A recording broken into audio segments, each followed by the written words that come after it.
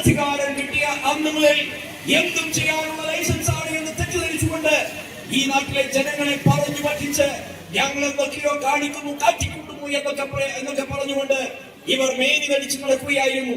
പ്രിയപ്പെട്ടവരെ, അടിമാലി താലൂക്ക് ആശുപത്രി ഇവിടെ സൂചിപ്പിച്ചല്ലോ. എന്താണ് ഈ ആശുപത്രിയുടെ ചരിത്രം? ബഹുമാനനായ ശ്രീ ഉമ്മൻചാണ്ടി കേരളത്തിന്റെ മുഖ്യമന്ത്രിയായതിനു ശേഷമല്ലേ ഏതെങ്കിലും തരത്തിലുള്ള ഒരു വികസന പ്രവർത്തനം നമ്മുടെ ഈ ആശുപത്രിയുമായി ബന്ധപ്പെട്ട് മാന്യമായ തലത്തിലുണ്ടായത്? അത് അംഗീകരിക്കാത്ത ആരായുള്ളത്? ആയിരക്കണക്കിന് പതിനായിരക്കണക്കിന് എത്രയോ വരുന്ന ആളുകൾ ഈ നാടായ നാട് മുഴുവൻ പാവപ്പെട്ട ആദിവാസി സഹോദരങ്ങൾ തിങ്ങിപ്പാർക്കുന്ന മേഖല.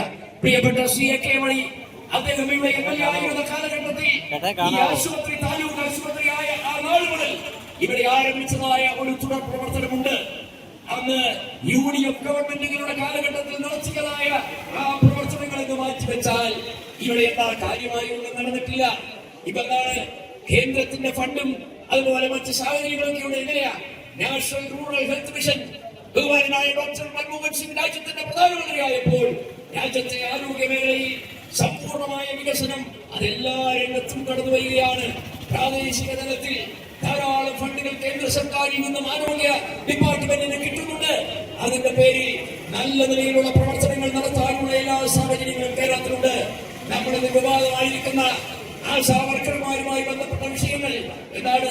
ആശാ വർക്കർമാരും അവർ ആ തസ്തിക തന്നെ അല്ലെങ്കിൽ ആ തരത്തിലുള്ള പ്രവർത്തനങ്ങൾ ഗ്രാമീണ മേഖലയിൽ പ്രവർത്തനം ആരംഭിക്കുന്നത് കേന്ദ്രാവിഷ്കൃത പദ്ധതി എന്ന നിലയിൽ നാഷണൽ റൂറൽ ഹെൽത്ത് മിഷന്റെ ചുവട് പിടിച്ചാണ് ആ കാലഘട്ടത്തിലാണ്.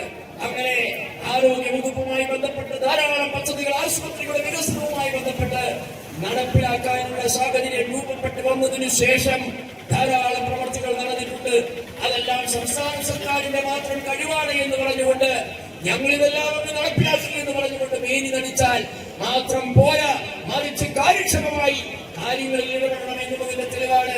ഒരു വശത്ത് ഒരു കെട്ടിടം പണി നിൽക്കുന്നു, മറുവശത്ത് അൺഫിറ്റായ കെട്ടിടം അവിടെ നിൽക്കുന്നു.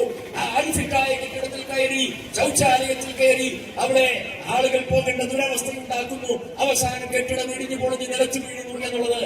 അപ്പോ കുരങ്ങന്റെ കയ്യിൽ പൂമാല കിട്ടിയതുപോലെ ഒരു സാഹചര്യം ഇവർ മനഃപൂർവ്വമായി സൃഷ്ടിച്ചെടുക്കുകയായിരുന്നു എന്നുള്ളതാണ് യഥാർത്ഥമായിട്ടുള്ള വസ്തുത.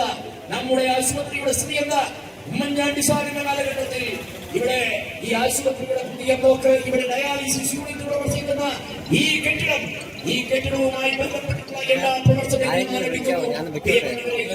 ഫയർ ആൻഡ് സേഫ്റ്റിയുടെ അംഗീകാരം പോലും നേടിയെടുക്കാൻ ഈ സർക്കാരിന് കഴിയുന്നില്ല എന്ന അവസ്ഥയിൽ നിൽക്കുകയാണ്. ആരാ പ്രിയപ്പെട്ടവരെ ഇവിടെ ചികിത്സയ്ക്ക് വരുന്നത്? പാവപ്പെട്ടവരും സാധാരണക്കാരും എത്രയോ കുഗ്രാമങ്ങളിൽ നിന്നും എത്തിപ്പെടുന്ന ഒരു പക്ഷേ കേരളത്തിൽ തന്നെ ഇത്രയും വിദൂര പ്രദേശങ്ങളിൽ നിന്നും ദൈനംദിനം OP ചികിത്സയ്ക്ക് വേണ്ടി ഇങ്ങനെ ഒരു ആശുപത്രിയിൽ ആളുകൾ എത്തുന്നുണ്ടോ എന്നുള്ളത് പോലും സംശയമാണ്. വിദൂര ആദിവാസി ഗ്രാമങ്ങളിൽ നിന്ന് പോലും ആളുകൾ എത്തുന്നു. അപ്പോൾ ഒന്നാമത്തെ പരിഗണന നൽകി നമ്മുടെ ജില്ലയിലേതെന്നല്ല ഈ സംസ്ഥാനത്ത് ഒന്നാമത്തെ പരിഗണന നൽകി അത് ഏറ്റവും പെട്ടെന്ന് വികസന പദ്ധതികൾ പൂർത്തീകരിക്കേണ്ട, അതിനനുസരിച്ചുള്ള മൗലിക പശ്ചാത്തലം ഒരുക്കേണ്ട കാര്യങ്ങൾ ഈ ആശുപത്രിയുമായി ബന്ധപ്പെട്ടുണ്ട്.